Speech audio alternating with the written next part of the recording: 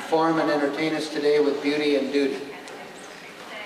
And with that, I would ask you to give a warm welcome to Alice Murphy.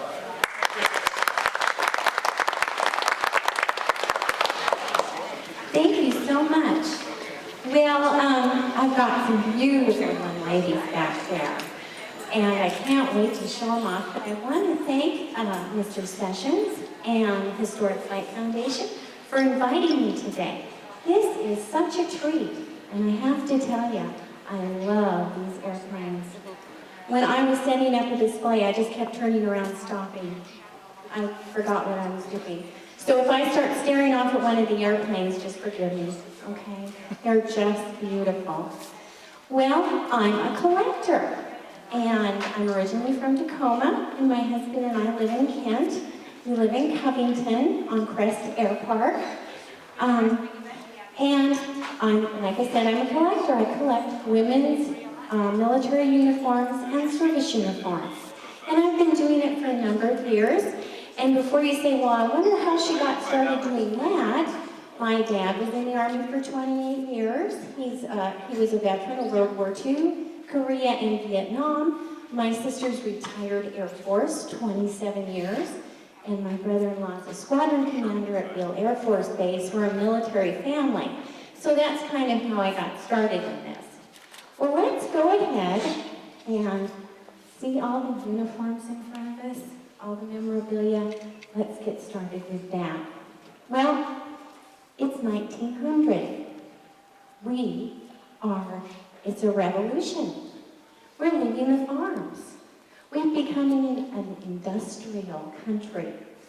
Women are throwing off their aprons and they're learning how to fly. The suffragettes are getting the vote. 1911, first woman gets her pilot's license, Harriet Quimby. 1917, 2 Russian princesses become combat pilots. Wow, things are really changing. 1910, women get the vote in Washington State. Isn't that wonderful? We got the vote. Oh boy. My gosh. Things are changing quickly. It's war in Europe. It's 1914. We're going to war in 1917. So I'd like to bring out my first model. And this is Lily.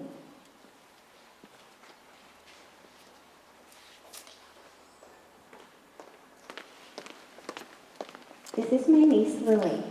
And Lily is wearing a World War I Army nurse uniform. And it's completely authentic. And the woman who wore this, her name was Mary Stuart.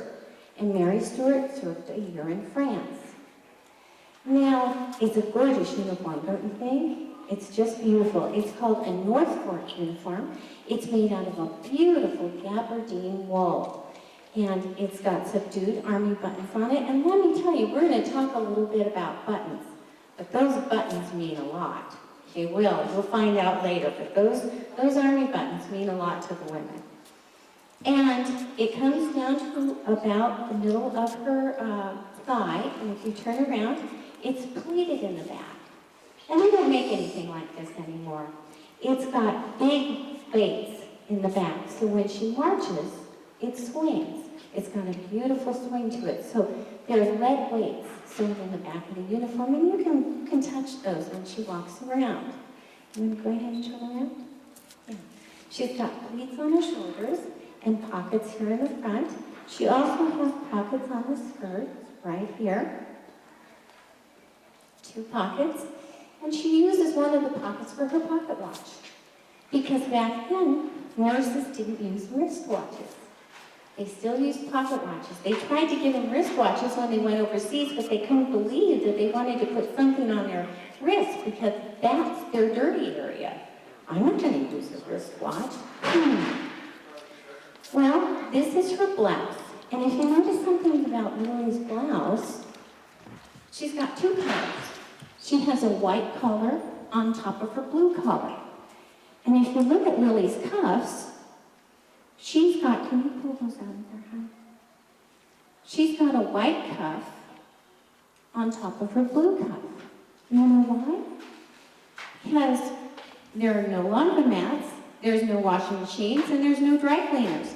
This is your dirty area. So what you did when you got up to put on your uniform, as if polishing your boots and making sure everything wasn't just right wasn't enough, you cut off your collar and you cut off your cuffs, and then you basted clean ones on, and those went to the laundry.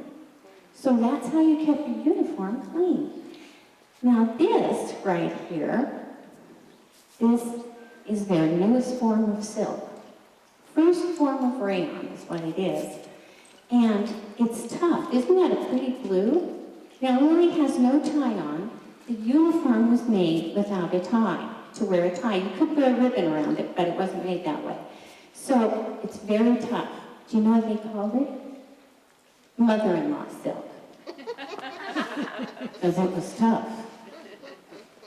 No mother-in-law jokes. We'll be good. Okay. As Lily walks around, I want her to walk around. Isn't this a gorgeous fedora? They called it a slouch fedora. And this was all issued to them because every uniform you see reflects the fashion of the period.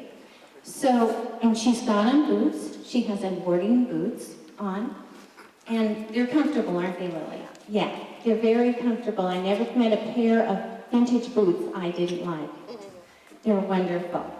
Well, Lily has her nurse caduceus on her collar here, and she has her US. But as Lily walks around, go ahead and walk around, what don't you see on her uniform?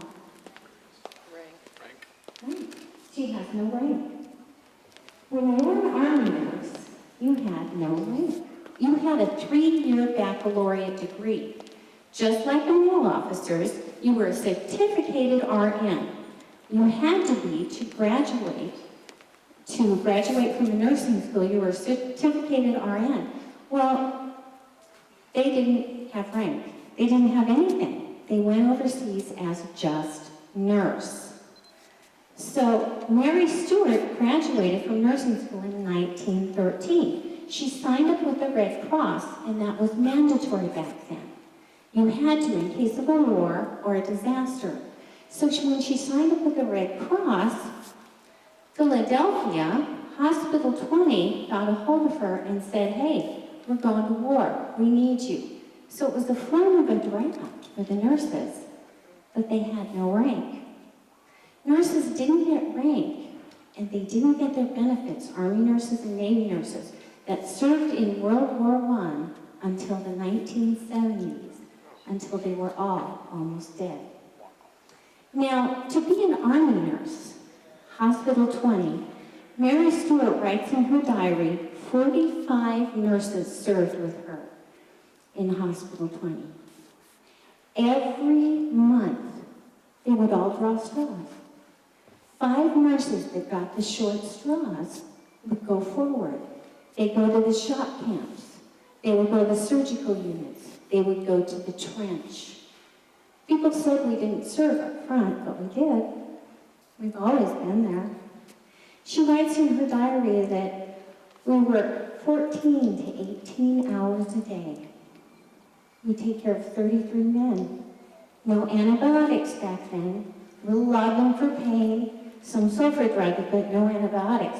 So your curriculum of care was changing bandages and feeding 33 men. So can you imagine how tired these women would get doing that? So a lot of them died. Even when they were tired and it was time to be sent home, they would die from after they got home. She writes that her friend Catherine, she says, I don't think Catherine will make it, even though they're sending her home now. But that's a lot of work. They had influenza, and trench war was just horrendous. It was incredible. So these women did everything. They were amazing.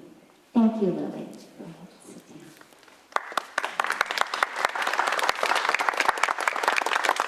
Well, remember we talked about Lily didn't have any rank. Well, do you remember what happened in 1919 after the war was over?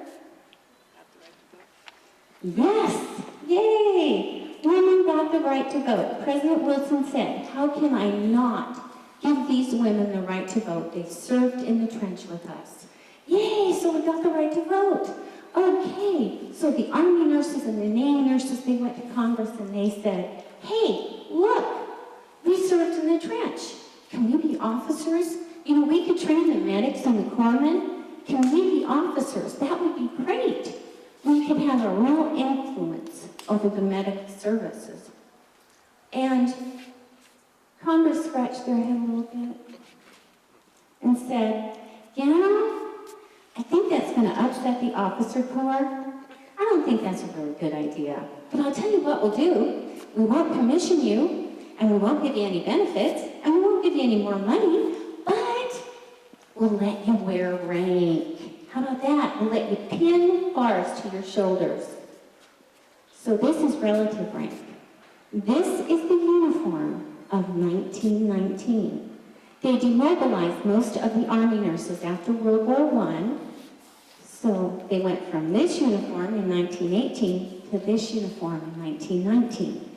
So 800 women got this uniform. And the reason being, Congress said, well, hey, gee, you want to be a man? We'll make you look like a man. So this is what the old 1920s officer uniform looks like. Not very complimentary, is it? No.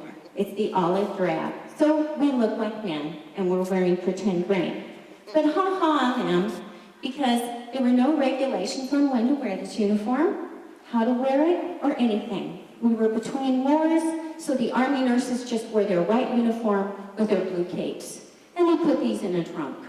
So from 1919 to 1940, this is what they issued. They issued about 800 of these. You won't see these in a museum. This is a very rare uniform, extremely rare. The woman who wore this was in the 1st Medical Battalion in World War II. She joined the Army Nurse Corps in 1935. And this is what they gave her. She did the same thing. She didn't even take the tags off of it. She stuck it in the trunk. She said it was a hideous thing and I'll never wear it. So you get to see that today. Well, I think we're going to go ahead and bring out our traditional nurse.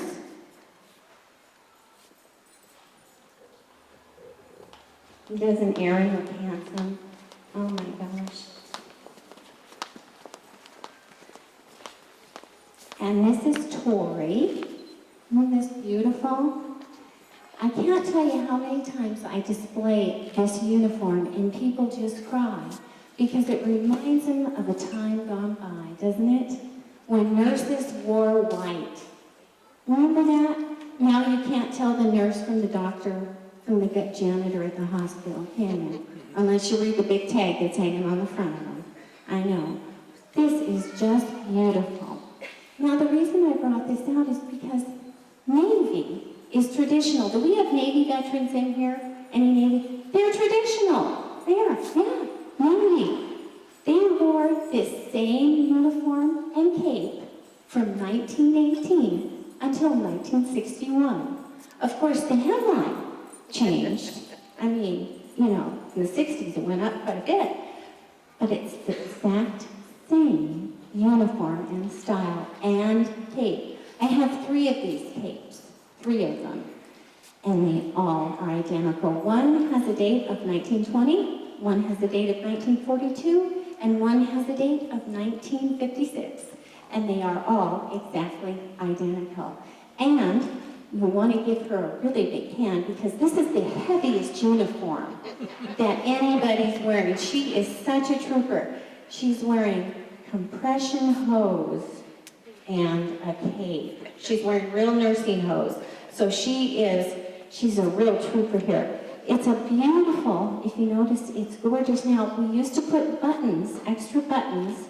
These all came off because what did you have to do to this white uniform? You had to starch it. Remember? It all had to be boiled and starched. It had to be starched so stiff, and this is what I've heard from a lot of nurses, that would actually cut your nylons on the back of your leg when you walked. So that's how stiff it was. It could stand up by itself. Do you want to go ahead and walk around? Navy nurses over history have just been such a wonderful help and addition. I mean, it's amazing. If you get a chance to read about our Navy nurses, they have been spectacular. They did some amazing things. I won't go into all the stories I've heard, but believe me, when they attacked, the Japanese attacked Pearl Harbor, those Navy nurses were hanging over the sides of the ship, pulling men out of the water, all by themselves. Just amazing. It's a beautiful uniform. Thank you so much, Troy.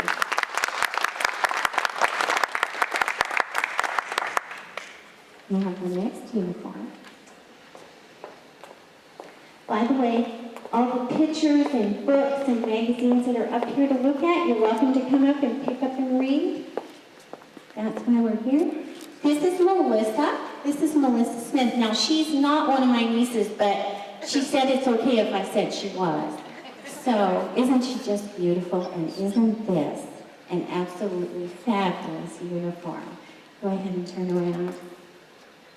When we talk about rare uniforms, all the uniforms you see, you won't really see up close in a museum. The World War I uniform, the cape, they really won't let you see them. They're hidden away in dark places. And when they're donated, they're put away. And they're archived. And once they're archived, no one can ever wear them. They can be put on a dress form, but that's it. So we're really lucky to see these. Now this is a Coast Guard uniform. It's a Coast Guard officer's uniform. Now be honest. Isn't that the happiest eagle you've ever seen in your life? I mean, all the other eagles just look a little grumpy to me. And the Army eagle, it's got its foot up like that, you know. But this, it's got its arms up high and says, look at me, I'm a coastie. Ooh, yeah, it's gorgeous. And Melissa wears this so well. And, you know, it's the 40s. And 40s fashion was amazing. It was, because it was a deceptive kind of fashion. And Melissa, where's the skirt hit you on this? Right up on your ribs, doesn't it? Yeah, it hits you right up there. Okay, and it just comes right to your knees a little bit. So, and then look at the padded shoulders. Look how nice they make your shoulders look. Isn't that fabulous? Because they wanted you to look like a movie star. Even though you were in uniform, they wanted you to look fabulous. So the high-waisted skirt made your leg look really long. And the padded shoulders gave you a V shape. See how that gives her a V shape like that? Isn't that fabulous? And then, where are they? The shoes. Look at these shoes. They actually issued these pumps. Isn't that amazing? Now see, it's fashion deception again, because the sides of the pump come up over your foot. And when it comes up over your foot, it makes your foot look smaller. So they wanted you to have big shoulders, tiny waist, long legs, and little tiny feet. And it made you look fabulous. So all the uniforms in World War II were 6-score skirts, big shoulders, and then beautiful hats. And I think Melissa wears this so well. And this is an extremely special uniform because there were less than 1,000 Coast Guard women officers during World War II. Less than 1,000. And you can identify it by the blue stripe. They only did this for female officers during World War II, was the blue stripe. She's an ensign, and then she has gold bullion, Coast Guard shield. Isn't that beautiful? And then Coast Guard insignia. You can go ahead and walk around. We forgot one more thing that was really important. Can you turn around? What do you see? Nylon stockings, yeah. Okay, well, even in the military, they mean a certain thing. I mean, they're very attractive, but I didn't bring my ruler with me, I'm sorry. See, what she would do, she'd stand in formation in the morning, and they would take a ruler, and they would measure from the very top of her heel, right here, to the top of the heel on the sock. And if they didn't measure at least 3 inches, she'd get a gig for the day. Do you know why? Because her sock wasn't pulled up tight enough. She'd get a blister. And so she'd be in sick call the next day, and she was marching with a wrinkled sock. So she'd get in trouble if that sock wasn't pulled up as tight as she possibly could. Isn't that something? Well, go ahead and walk around.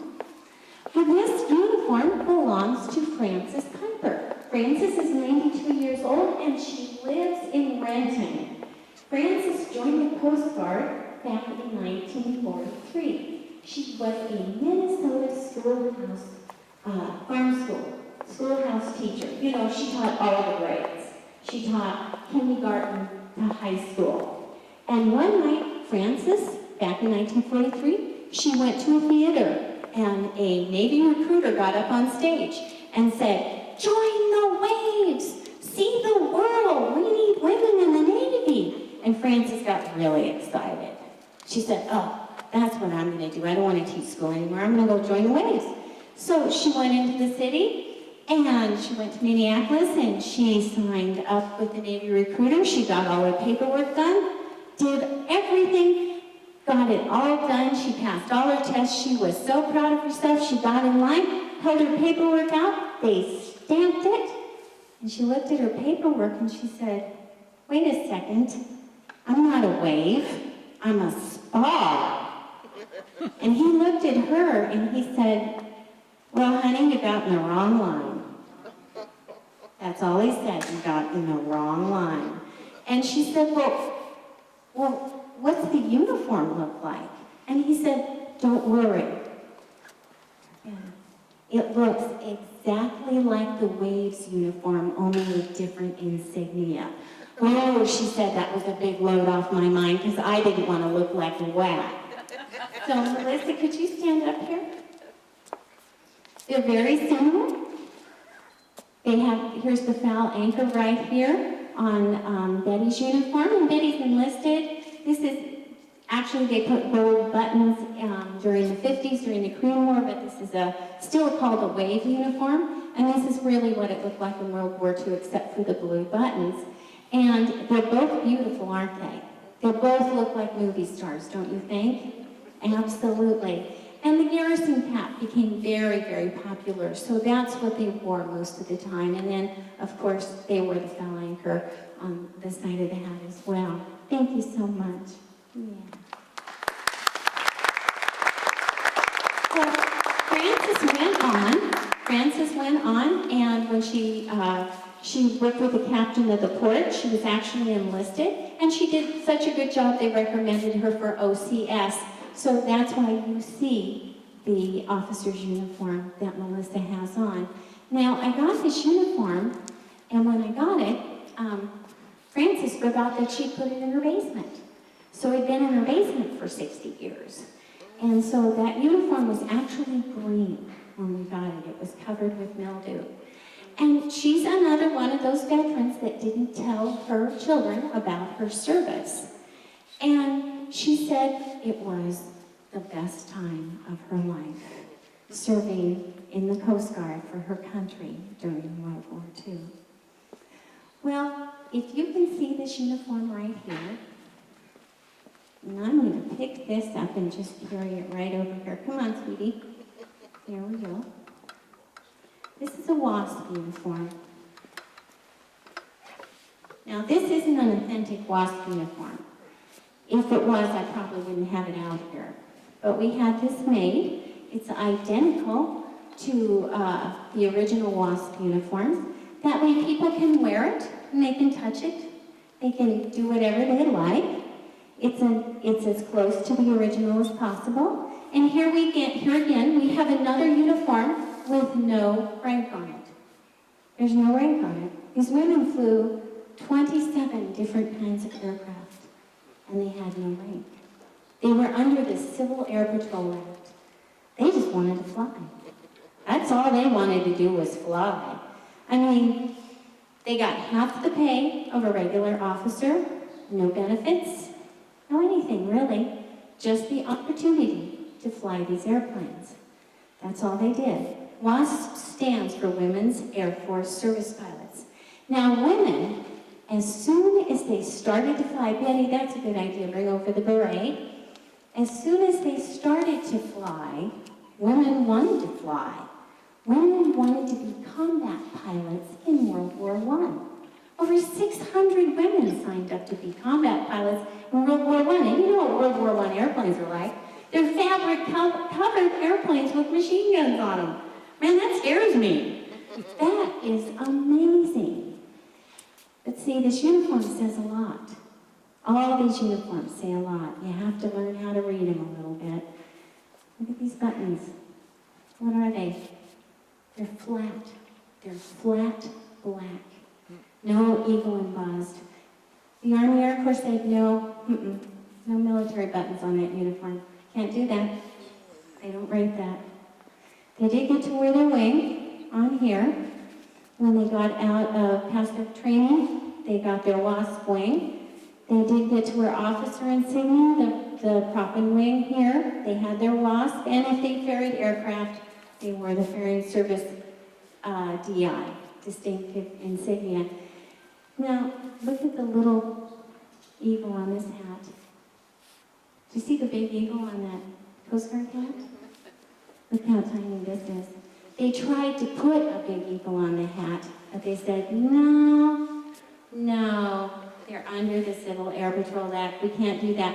But we'll give them a little eagle. How about that?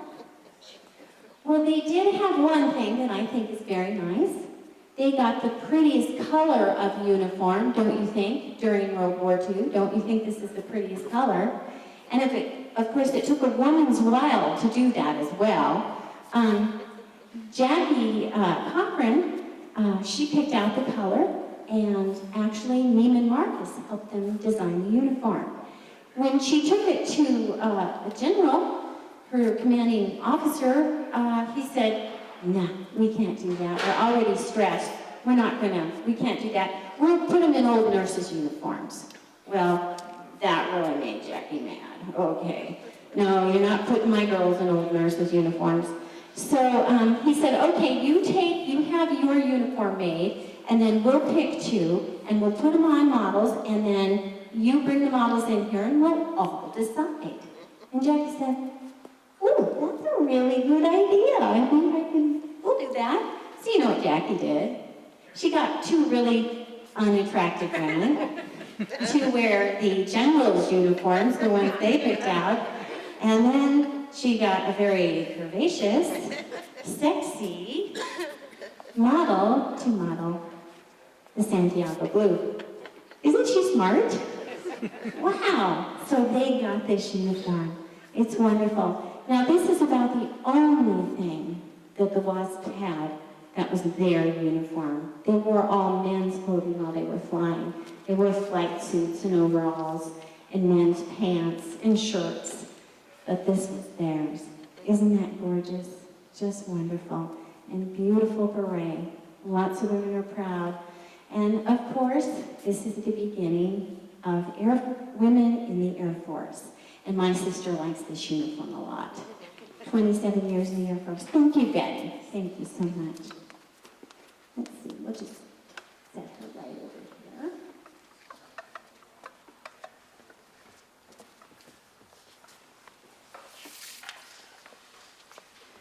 Well, 400,000 women served in World War II. Did you know that? 400,000 women were in uniform. 160,000 WACs. 160,000 is Women's Army Corps. 160,000. Are you a star-spangled girl? Wow. Alberta Hobby was the first director of the WAC. 160,000 women in skirts marching along a road.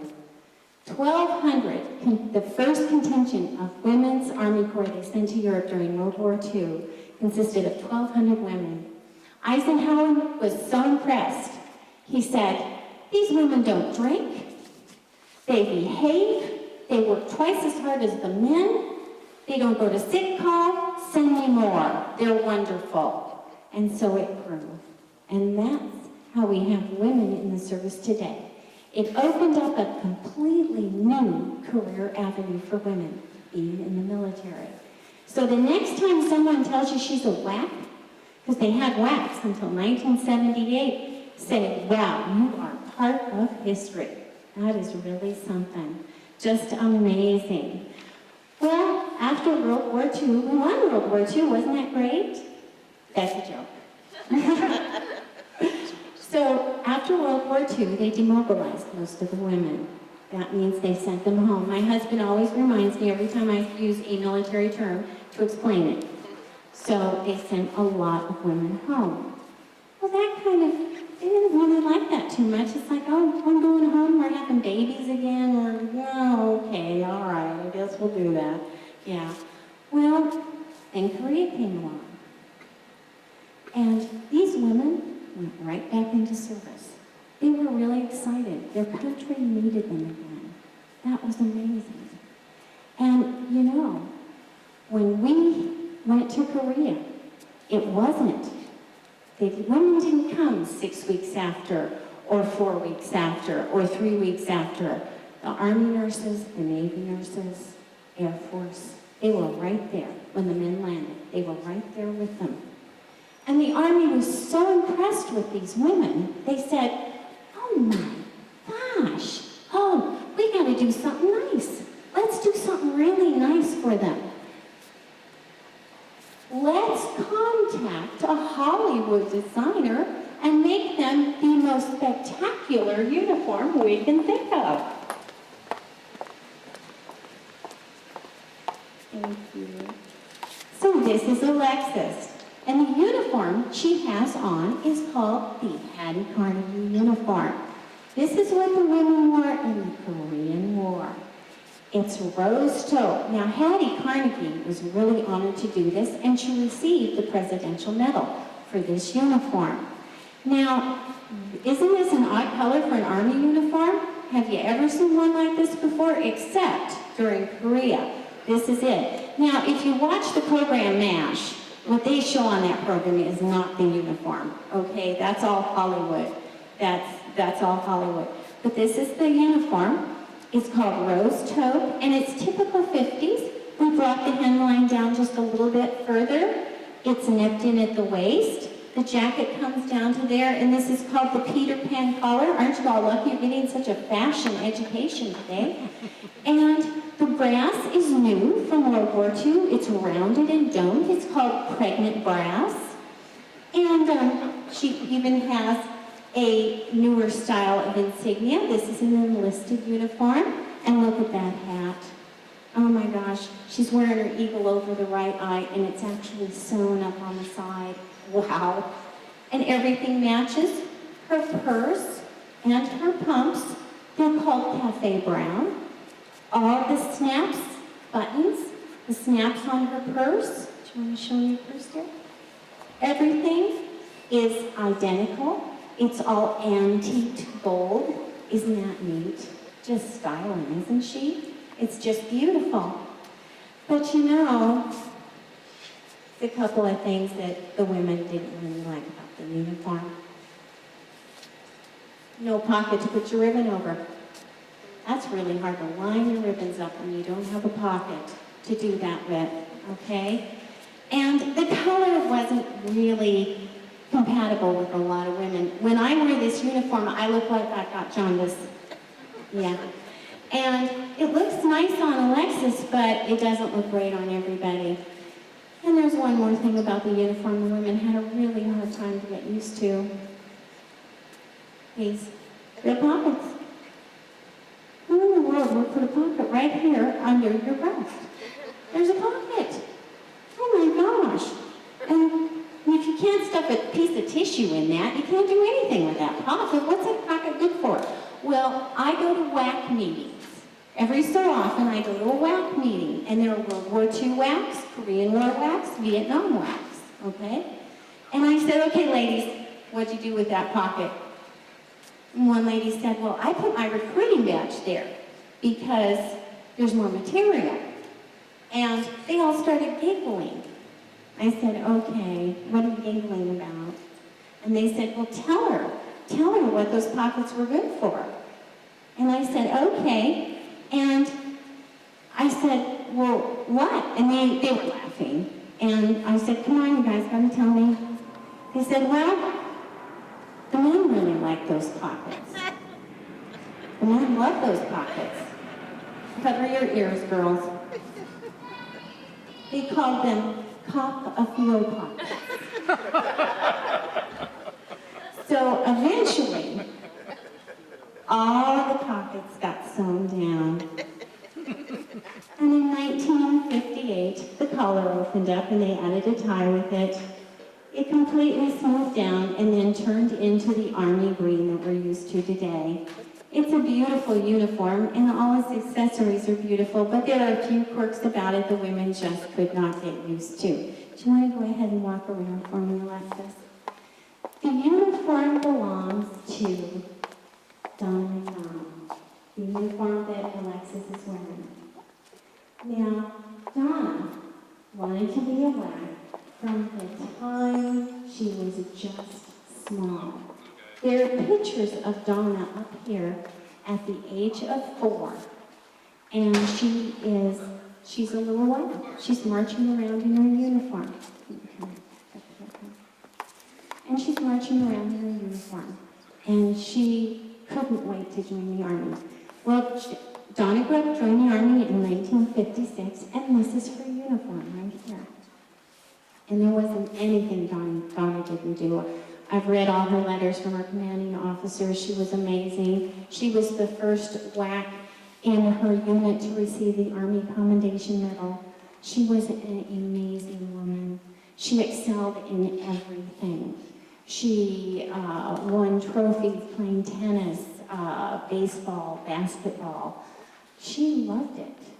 Well, sadly, on Veterans Day, 1967, Donna was one of the first skydiving women in the Army. She was one of the most accomplished. Back in 1967, that was pretty cool. And she was doing a performance jump on a base at Tokyo, and her chute didn't open, and she died. Well, they sent everything home to her mother. Her mother put it in a box, and of course it's very hard to lose a child. And so nothing was ever looked at for a long time. And her mother passed away, and her sister, she says, I finally opened the box and remembered Donna. And she brought me all of her uniforms, her memorabilia. And I get to share it with everybody. I get to share it with folks like you. I get to share it at schools. And isn't that a wonderful way to remember the women that served our country? And a wonderful way to remember Donna.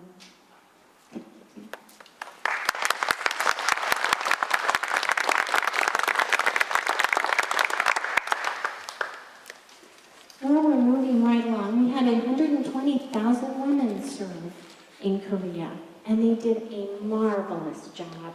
They were amazing, just amazing. And we have this little uniform right here, and this is India, and India's tall. Doesn't she look beautiful? She's such a sweetheart. And this is a Navy uniform. It's actually a Navy uniform. It has no rank on it. I didn't want to put rank on it. It's either an officer's or enlisted uniform. This is actually a Chiefs pin that's on the hat. Well, somebody gave me this uniform, and they said, I have a World War II wave uniform I'd really like to share with you. Would you like this? And I looked at it and I said, that's not a World War II wave uniform, but I'll be happy to research it and keep it. Well, isn't it nice? It's a summer uniform, so it's very easy to wear. It's comfortable, isn't it? Yeah. It's piped, they call it piped, and this is corded. It's not seersucker, they call that cording.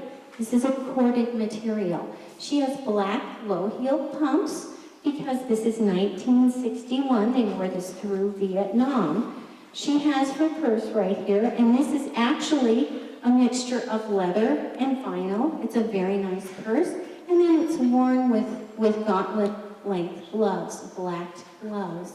And then the hat, again, like the other Navy hats, it's a convertible hat. The top comes off. You can do just about anything you want with the hat. Put any color cap that goes with your uniform on the hat. So it's very, very nice.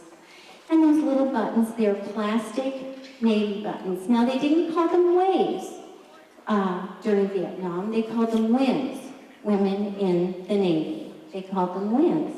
I kind of like that name. I like WIN. It sounds nice. It's a beautiful name. I'm going to go ahead and walk around and let everyone look at the uniform. It's a fitted uniform, and it's very, very comfortable. Now, a few months ago, they asked me to do a display at the Vietnam Traveling Wall in Bellevue. And they said, we'd like you to do a display and make sure that you have a uniform from every service. We don't want a woman coming in this display of Vietnam veteran and not seeing her uniform. And I said, okay. So I started digging out the uniforms, and I thought, maybe. I think I'll use this uniform. It's very nice. It's got a hat cover, and I'm not sure. You can just stand right up here so you can. And I thought, okay, I'll use this uniform. Well, I put it up, and I had people coming in, and I had one woman after another say, oh my gosh, that's the uniform I wore when I served during Vietnam. I was in the Navy. Isn't that fabulous? That's my uniform. And I said, oh, well, do you still have your uniform? Oh, no. Oh, I don't have my uniform. They got rid of it. It was Vietnam. They didn't want anybody to know they'd served. The first woman who saw this uniform, she was so happy to see it. She stood next to it. She called her husband and she said, you've got to come in and see my uniform, honey. This is what I wore. This is what I wore. That's my uniform. And I heard story after story after story about these women. They cut their uniforms up. They buried them. They actually buried their uniforms because they were afraid people would go through their garbage cans and find out that they had served. I have a helmet. I have a Navy pilot's helmet. A guy came in and he said, I buried all my equipment. I flew fighters for the Navy. I buried it all in the backyard after I came home. I didn't want anybody to know I'd served. He said, so can I take a picture of this? And so I can show my grandkids. And all the stories that he told me about his service, I almost just gave him the darn helmet. Because that was pretty amazing. And I've had people tell me that the dumpsters out at Fort Lewis, when they bring the soldiers home, they'd stuff their uniforms in the dumpster and put on civilian clothes and hope no one saw their short haircuts and they'd head home. One of the women that wore this uniform, she was serving in Hawaii with Admiral McCain. She was on his staff. She said, I would set my hat next to me in the car, put a blanket over it, and then I'd put on a sweater and a coat. Because people at a stoplight, they'd hit my windshield, they'd throw food at me. They'd break anything. They would attack us. We had to walk in 3 and 4s. You had to be so careful, and I could tell you all kinds of stories. That is so hard to believe, isn't it? Isn't that something? And now our returning veterans, when they come home from Afghanistan and Iraq, we are so happy and proud of them, aren't we? Back then, we couldn't seem to separate the soldier from the political problems that we were having here at home. And that is, so incredibly sad. We can't do that. Because, boy, I'll tell you, a lot of those Vietnam guys, they were sitting in a classroom one day, and they get a little piece of paper that says, hey, guess where you're going, right? They get drafted. And the Next day, they're holding a gun, they come home in uniform, and they have protesters spitting on them. That's tough. That's really hard. That's really something. You know, it's so funny. I do a lot of volunteer work at the Museum of Flight. They ask me to organize their uniforms that have been donated. And it's the same thing there. And 3 racks, pinks and greens, Ike jackets from World War II. Flight uniforms you wouldn't believe. Because people kept them. They were proud of their service. When our World War II veterans came home, it was a ticker tape parade. 3 racks of them. There was a rack about this big in Korea. Vietnam? 2 things. 2 things. Isn't that something? It's amazing. Hard to believe. Wow. Well, unlike Korea, World War II, they don't know how many women served in Vietnam. They don't know how many women died. 45,000 women served in World War I, 400,000 served in World War II. In Vietnam, nobody knows. I've gone to the Capitol, I've gone everywhere. And the best way to find out history is to interview veterans. I found that out for myself, to interview veterans. It's amazing. You can go ahead and sit down.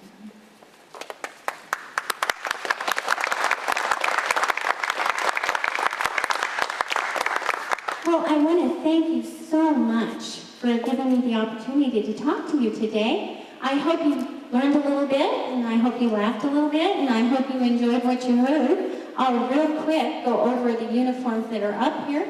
We talked about the WASP uniform. This uniform right here is Air Raid Warden's uniform. 20,000 women in Europe and Britain served as Air Raid Wardens. 1,200 died because these ladies had to be out during the attack.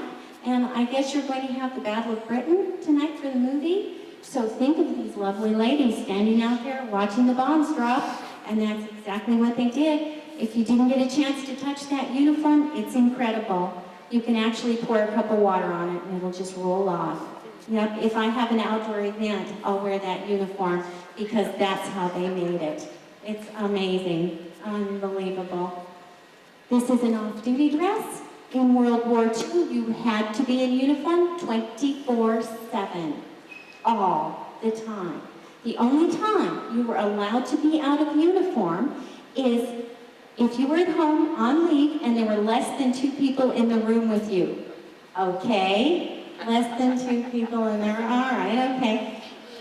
So this is an Army nurse's off-duty dress. The WACs had off-duty dresses and the Navy had dresses. They weren't off-duty. They didn't call them off-duty, but they were dresses they could wear when they were on a date or shopping or relaxing.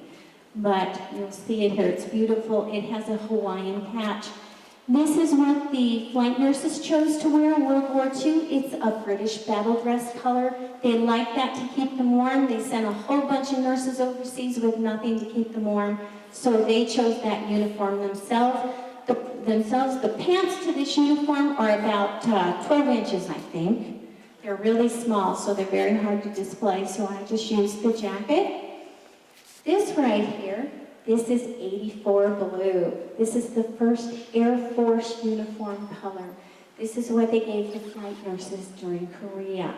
This is the first real Air Force woman's uniform. Right here, guys. This is it. Isn't that smart looking? I love those pants. Those are great. And by the way, I've spent a lot of time with a lot of women aviators. I get to go to their conventions and stuff to do displays, and they still haven't made a flight suit that women can go to the bathroom in successfully yet. So, something they're working on.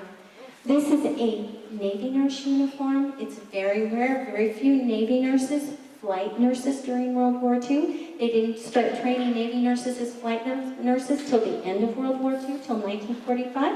It has her bullion flight wings up there, and very wonderful uniform. It's double-breasted. This is something you won't see anywhere else. The Navy flyers wore green, a green working uniform. This is what the Navy nurse, this was her working uniform. It was a green, just like the men. And this is the flight suit and jacket that a Navy nurse would wear. Now, it's so cute. I love this hat. This just looks like an everyday little field hat, doesn't it? But the nurses used to take this hat and they pin it on the back of their heads just so the bill stuck up just right. It was so cute. I love this. Has officers' insignia on it because they got to wear this right at the end of World War II. So it's displayed on the front of the cap. And of course, you've got brown boots and shoes to go with it. If you have any questions, I'm happy to answer them. If you'd like to take pictures, touch the uniforms, you're welcome to it. This is India Miller. You want to stand up? I promised I'd introduce them. And you go to Stadium, right? Stadium in Tacoma. They are from Tacoma. And this is Alexis. This is her cousin, Alexis Warner, and you're homeschooled, aren't you? Yeah, she's homeschooled. She's too smart for regular school. And this is Melissa Smith, and Melissa is engaged. And this is her first year as an American. She came from Canada. So, and she just celebrated her first American Thanksgiving. So it was really nice for her to come. And this is her sister. This is Tori. And Tori, what school do you go to? Enumclaw Middle School. Tori goes to Enumclaw Middle School. And this is Lily Miller. And she's India's sister. And she goes to Stadium. Yeah. And all these ladies are horsewomen. They're all horsewomen. They love to ride horses. Let's give them a round of applause.